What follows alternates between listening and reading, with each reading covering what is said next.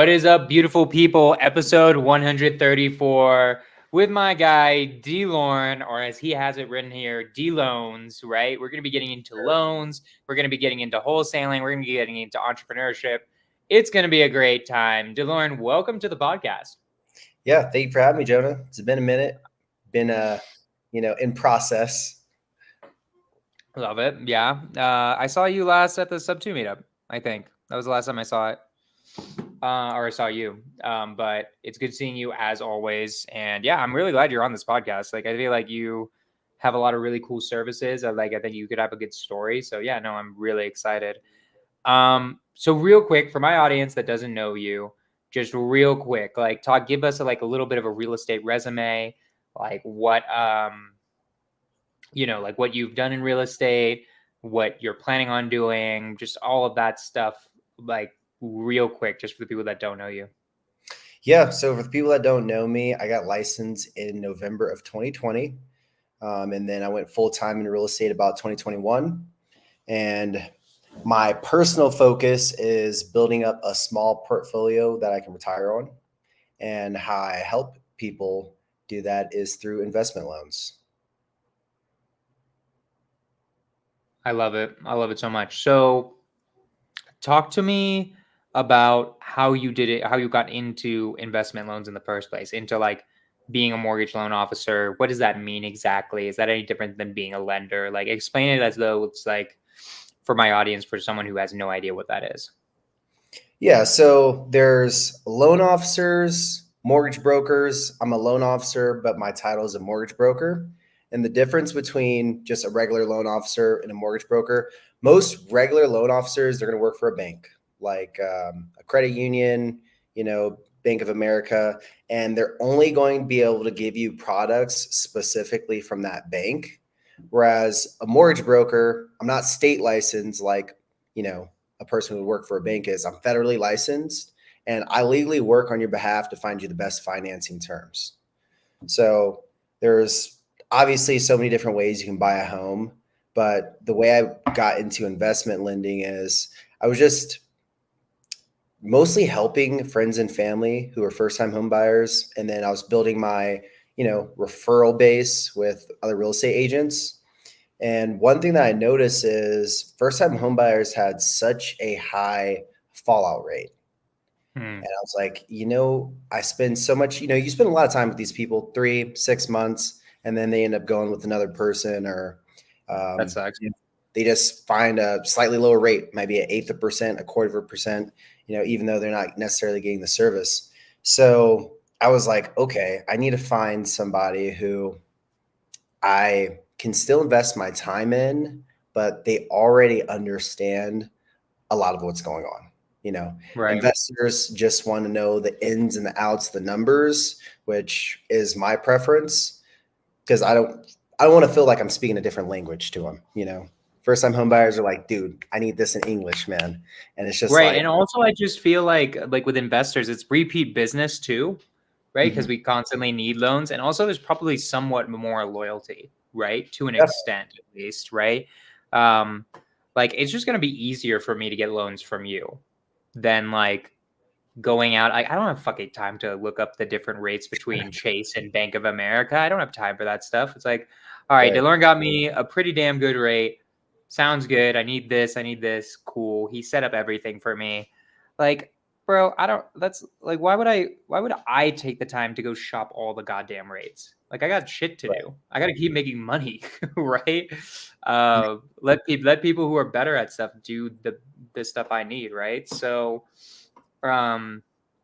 yeah, man. So that's awesome. And then so you're like, okay, we need like that. We need more repeat business. We need more loyalty.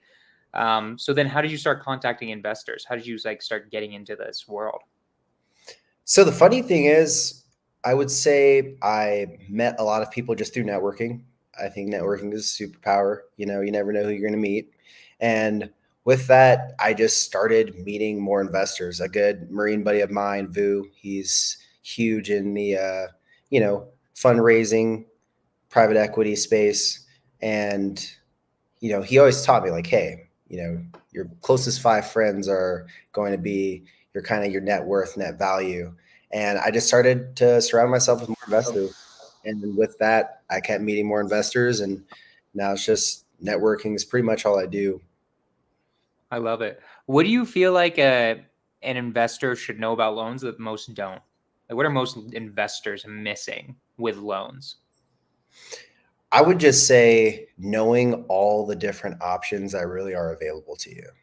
Yeah, So, I mean, if you want to touch on a couple different ones totally like agree. investment loans, you got DSCR loan, where it's based off of the cash flow of the property, your credit, and then assets to close. It has nothing to do with your employment or how long you've worked, how much money you make. So that's a really effective way if you're a business owner. It's hard for you to show a lot of money on paper, but you make a lot of money. That's a pretty good go-to. And then just easy things like 1099 loans and profit and loss loans where it's, based off of the business cash flow and less so much like your W-2 or what you're making 1099.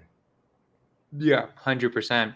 And also just like that is so true because when I started talking to you and you started telling me all these loans, like, dude, yeah, you don't necessarily need an FHA loan to get a low down payment on a multifamily project or like on a quadruplex. You could do it with 5% now. I'm like, I never knew that, right? And I Yeah. said you because like I'm so in this world of creative financing, and creative financing is great, but regular financing is also great. Like they're just different tools, right? Like you just need them for different things. Like my plan, and you know this, I have a loan out right now that's just taking fucking ever to get back to me. But once I have that loan back, we're gonna be talking, and I wanna try to buy one of these quadruplexes because I'm like, dude, I could pay the exact same that I'm paying in this place I'm living in right now, but also buy like, an 800 to $1 million, 800,000 to $1 million quadruplex and then like own that, right? That'd be Yeah. pretty sick, right?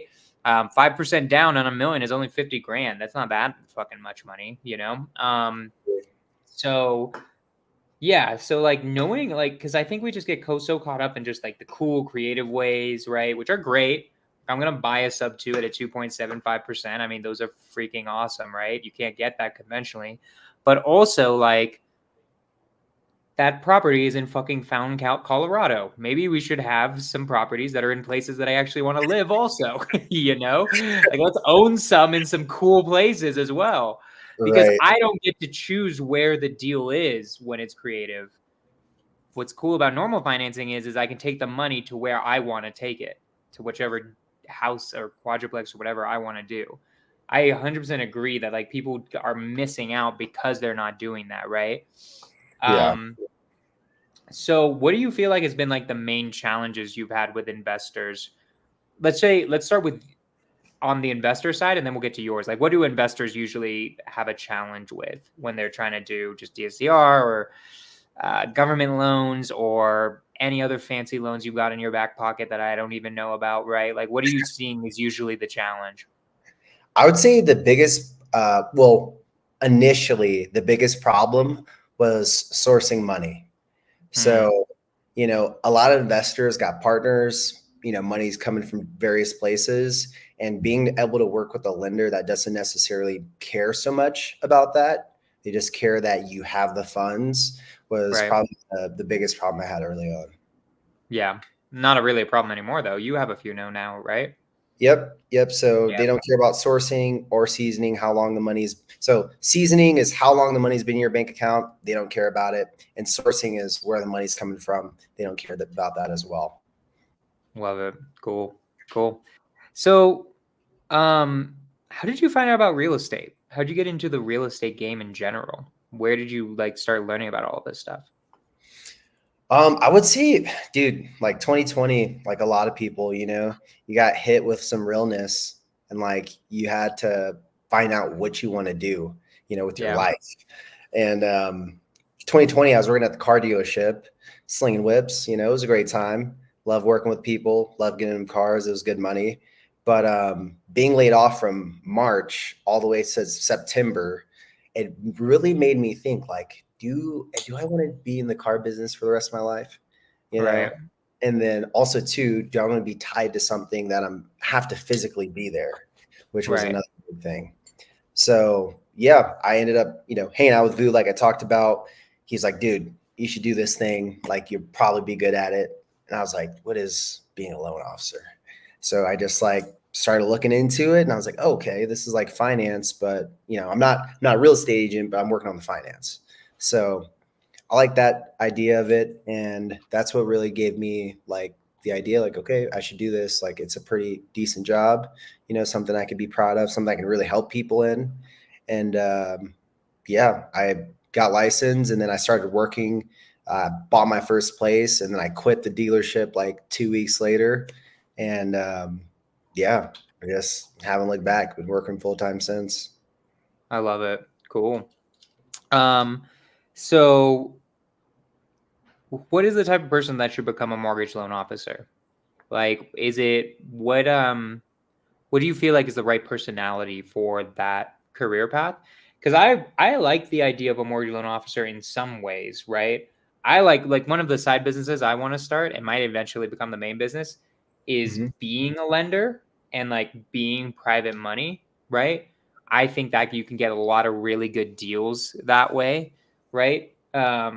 Which I think would be pretty cool. Is like I like one of my friends, all he does is he raises private money in second position for deals, and then he gets parts of the deal and interest and stuff. And I'm like, that seems pretty cool, right? But Yeah. uh, but like, what like in terms of being a mortgage loan officer, what do you feel like is the right personality type? Um, is it kind of like being? I think it's kind of like being a real estate agent where you like choose your own hours, right? You're 1099. It works like that, right? Yep. Some places are W-2. I used to work at a W-2 place, but now I'm fully 1099, which was pretty Mhm. important. Cool. So, like, what's the right personality type? What's the type of person who should become a mortgage loan officer?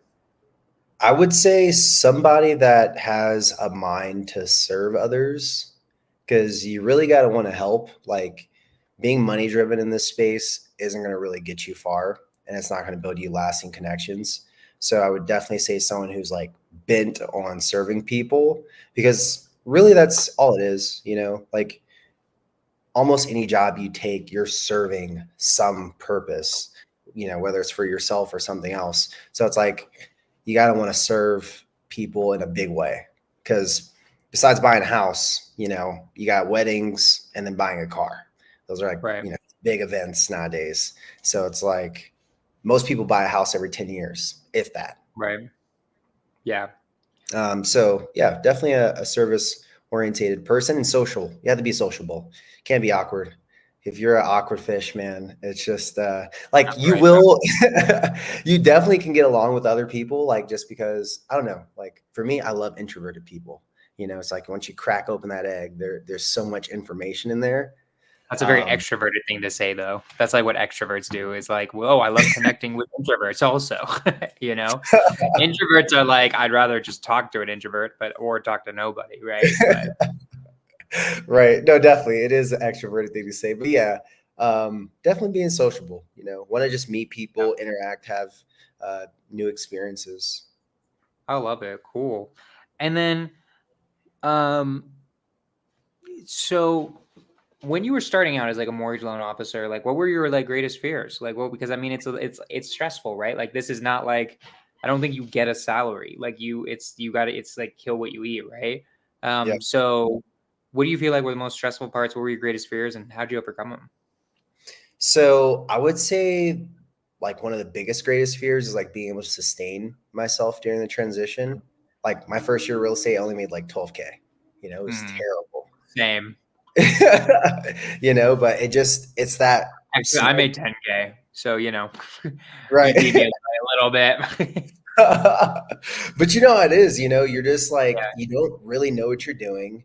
Like you have to have experience in order to network with certain people, but you only get experience by doing it, you know?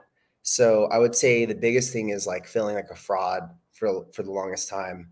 But the nice thing is before I transitioned, like I studied probably for almost, 8 to a full year before I actually started in the space. So I was super knowledgeable and I was comfortable in that sense. And that kind of gave me a little bit more confidence when I was helping people. But right. I would just say definitely like feeling like an imposter, it just like takes you a couple times, you start helping people, things get faster, and then you're like, okay, like I actually know how to do this. Right. No, totally makes sense. No, I love it. Um, cool. And Oh, then and I would also You got say too, building the right connections. it. Uh, Explain that. What do you mean? oh man, that's probably like the most valuable lesson I learned in the first year of real estate. It's not about just meeting everybody. It's about meeting people you actually want to work with, people who are like-minded in the sense of like where you're trying to go, what you're doing, and not Right. like surrounding yourself with like yes men, but people who are going to challenge you, people who are going to make you grow. Like those are the people you want to surround yourself with. And it's better to have a small circle of quality people than a big circle of, miss. Gotcha. So like talk to me. What do you mean by that? Like what was the story that made you realize that? Like were you just networking with everyone, spending tons of time with people who are never going to turn into money? Like what happened? Yeah, so I would say like, part of that first year too, like our big thing was like 30 calls, 10 talks. Those 10 talks should result in one conversation at least. And then that conversation, you should have a meeting. And then from that Mhm. meeting, you should have one lead. So it's like a funnel, right? And I was just churning and burning on the phones, like calling like there's no tomorrow. And it's like a lot of us do, like we have to like cold call quite a bit to start. And yeah, it was just like there was no traction. Like I put in so much work that first year, and $12,000 was all I had to like, show for my efforts. And Been I there, was bro. little, Such a you bitch. know? Such a bitch.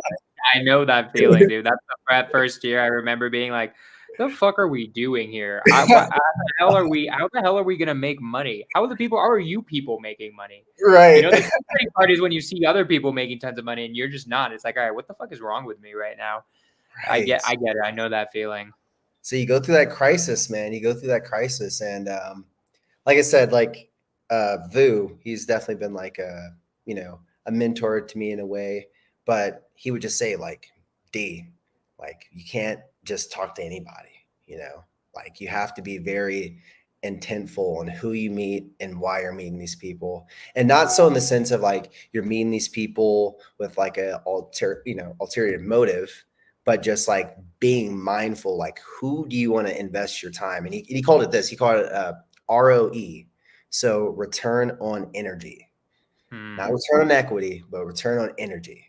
I Like, like do that. you want to put the energy in this person? And what are you going to get out of that?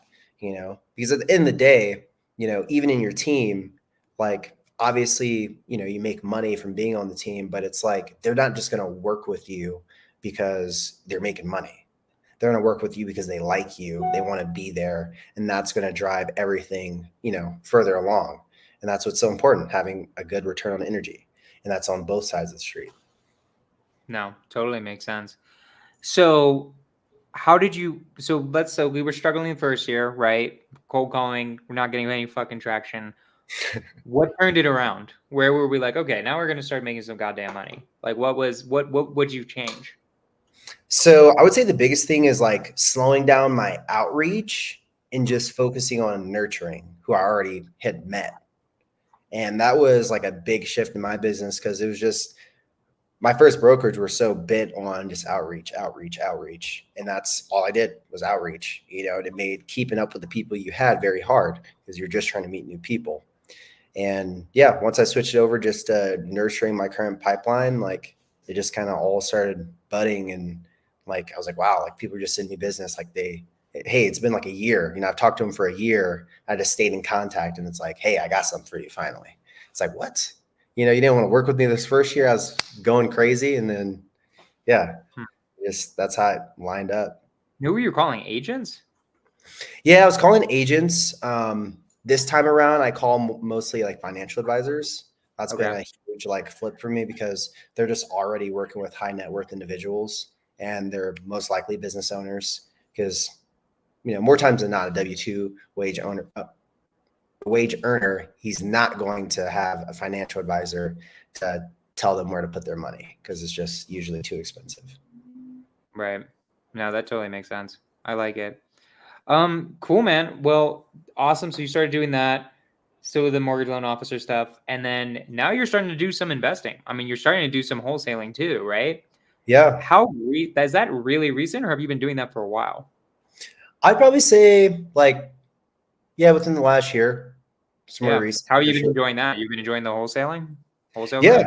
it's cool. It's kind of like the same thing, like when it comes to networking, like somebody that got something, and somebody that wants something. You just Yeah, line up, So it's I like been it. fruitful. I love it. So, what are your goals right now? Like, what do you want to be doing? Like, do you want to keep growing as a mortgage loan officer? Do you want to be doing investing? Like, where do you want to be going right now? Oh, that's a loaded question, man. That's a that's a loaded question. We ask hard questions here on Skorch the Fears. No BS ones. No bitch made questions here.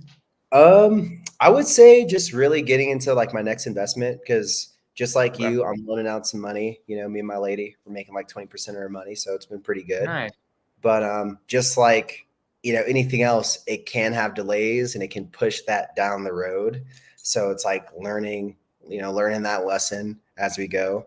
But yeah, have the condo now. Just want to rent it out and then buy another property, maybe overseas. Like we have some connections to do that. Or Interesting. Where would you buy it overseas?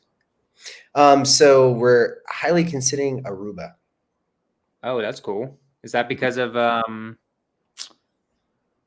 my boy? God, I'm blanking right now. I feel like an idiot. The guy, god damn it. My meetup partner.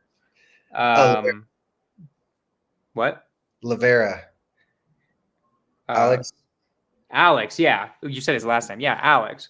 Yeah, He's because of him? yeah, oh yeah, yeah. Yeah, I had a feeling because I'm like, he's in Aruba right now, I right? know, and it's so nice, and the economy wise, it's very close to us in the way it Yeah, operates. So that's one thing I like, and just having a place where I can pretty. go visit and and it's Aruba's sick. overseas, I as mean, you the know. Caribbean is sick. The Caribbean is sick in general. I really like the Caribbean. I don't know if you knew this. I lived in the Dominican Republic for 2 years. I don't know if we ever talked about Oh, that or not. I think you did when we were on a hike. Potentially, yeah. So I love the Caribbean. It's a great place. It gets freaking hot after a while, but like it's fun. It's a cool place to hang out. I bet Um, you were tan, man.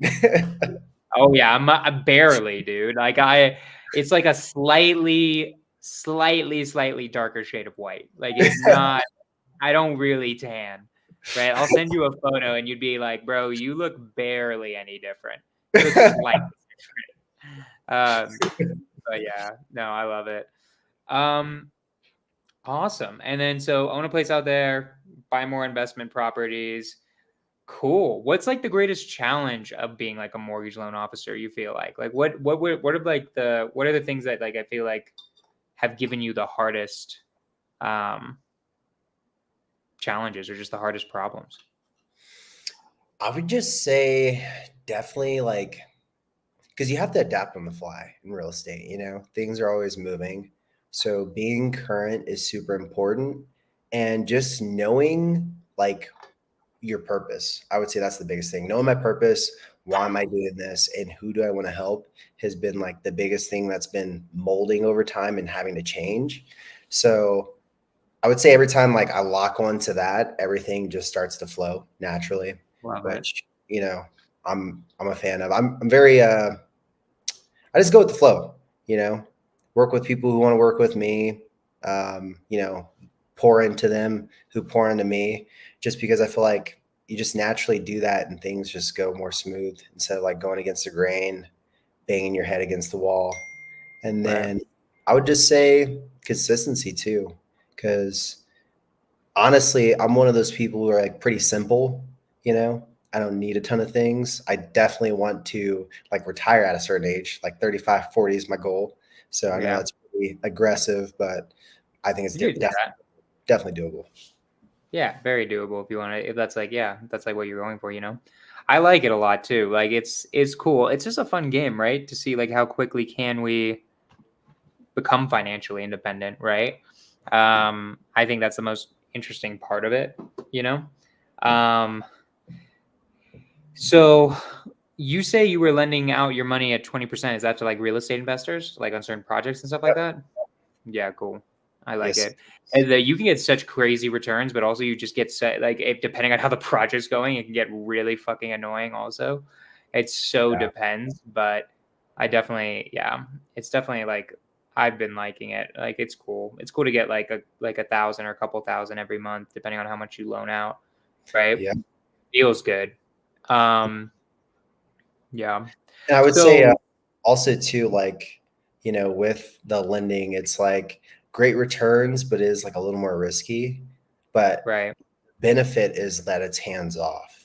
And that's what I right. like about it because it allows you to go do other things. Yeah. No, I love that. It makes total sense. So, what's it been like? I guess I'm trying to think of like other questions. Like, did you have, I guess you were mentored by the people who hired you at the very beginning? Yep. Cool. How, you worked with them, they kind of mentored you, right? That totally makes sense. Um, do you work for the same broker now? No. So, I worked at my first place for about a year and Hmm. then got all my learnings and stuff, did my first year there. And then I went to Edge Home Finance, which is like a bigger broker shop. It's like 2,000 LOs. So it's a nationwide brokerage. So that was really big. It was great. I had a great time there. I was just looking for a more close knit group because what I've been learning through my real estate journey is your environment is everything, and just because you're at a big name doesn't necessarily mean anything. You got to be at a place that is conducive to you winning and helping the people around you win. Totally makes sense. No, I love it. So, if you like, I got like a few more questions for you, I think. So, Hit 'em. like, first off, like, what do you have any favorite books that you read that changed your like trajectory in like sales, business, like anything that you would recommend to my audience? Yeah, one of the big ones is Never Eat Alone by Keith Mm, Ferrazzi. Super super interesting. Like, the precipice of the book is just about how you'll never know who you're going to meet, like we always talk about, but how knowing certain people gives you access.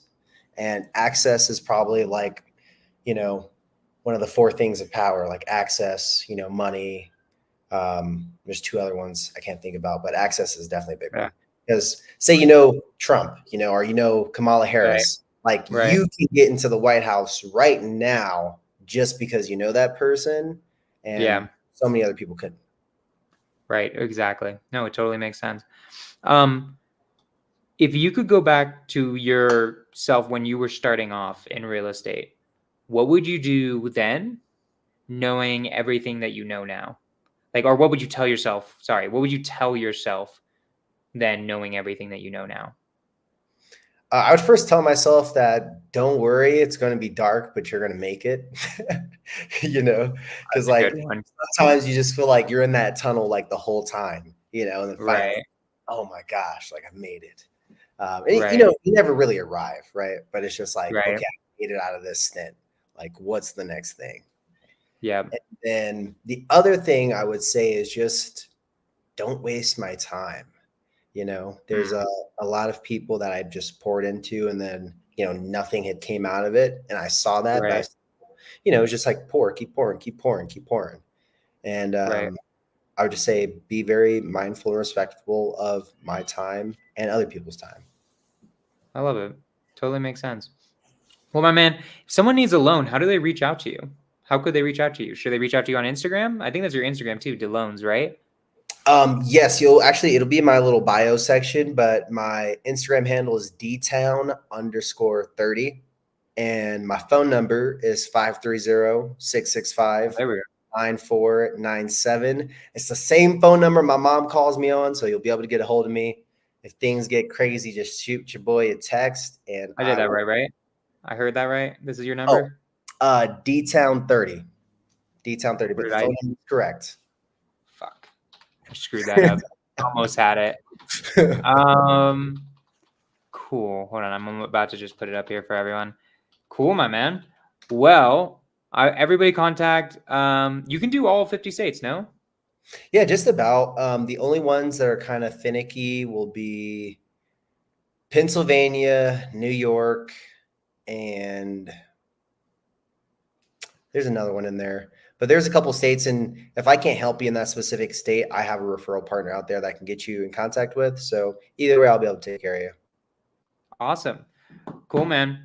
Well, you fucking crushed it. I love it. You got any last words before I end this?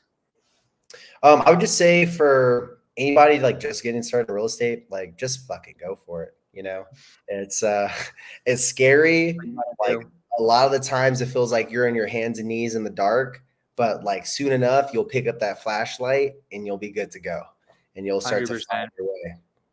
Skorch those fears, babies. That's what we're doing here. That's what we're doing on the podcast, right? DeLorean, I appreciate you so much. Thank you so much for coming on. Guys, that's episode 134. I forget who we have next week. I appreciate y'all so much. Let's freaking go.